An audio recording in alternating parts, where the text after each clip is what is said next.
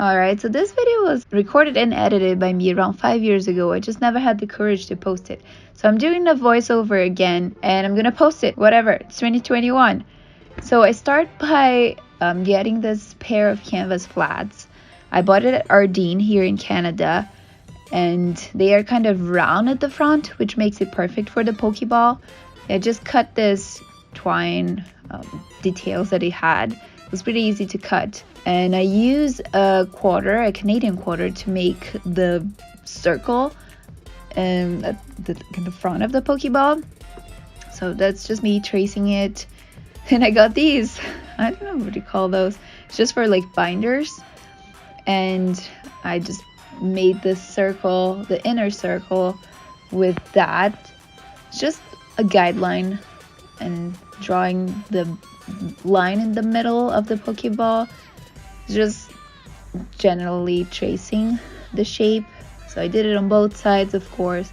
Then I get white fabric paint and I'll paint all the white areas, just the basic first layer.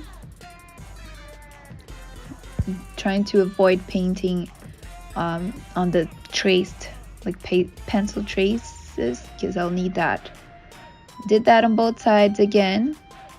And then I get some red fabric paint. I'm mixing two because I didn't have enough. So I'm just mixing two old red fabric paints I had. And they're slightly different shades. So that's why I'm mixing them together to have enough for this project. And then painting. I particularly chose to leave this border on top white. So painting it red and leaving some of the top border white because I thought it would be a cute detail. And again, just painting. Got a fine tip brush to do the black details. So I'm just going around with the black and painting. Now a flat tip brush. Kind of a hard bristle too. That helped a lot to make the line really sharp and straight. And there's where I goofed. I should have protected that side rubber sole, like it's not really the sole, like the bottom part of the flat. I didn't because I thought, well, it's just fabric paint. I'm gonna paint over the rubber, but it's fabric paint. It's not gonna stick to rubber. And I was wrong. So I had to fix it later.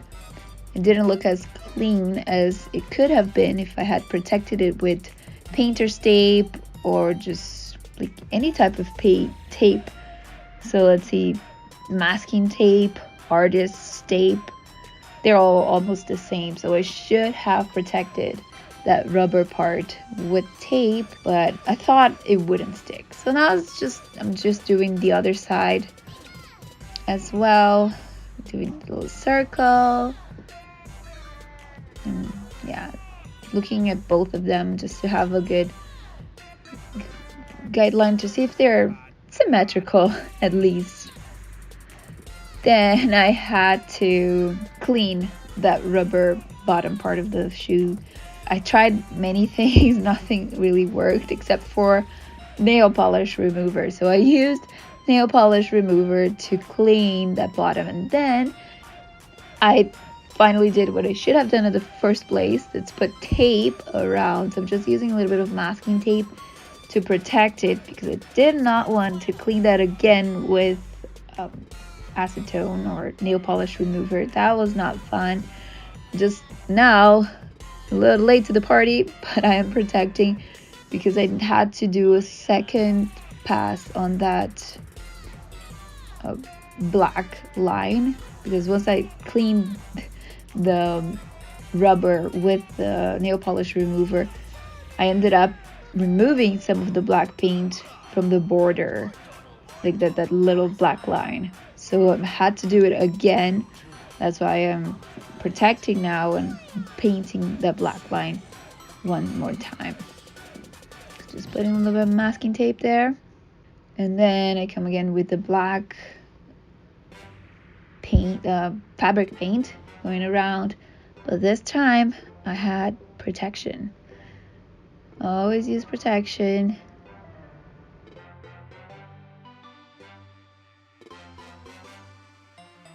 This shoe had these metal, I don't know, rivets. I don't know what to call those.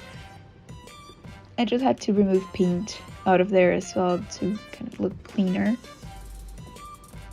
I'm just using, again, nail polish remover to clean that out. So my last step, I really wanted to protect the paint in there, so I just went with almost like a clear fabric paint. It's like a Mod Podge for fabric.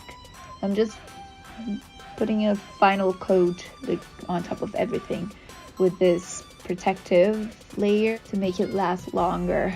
I did that in all the shoe, and that's it.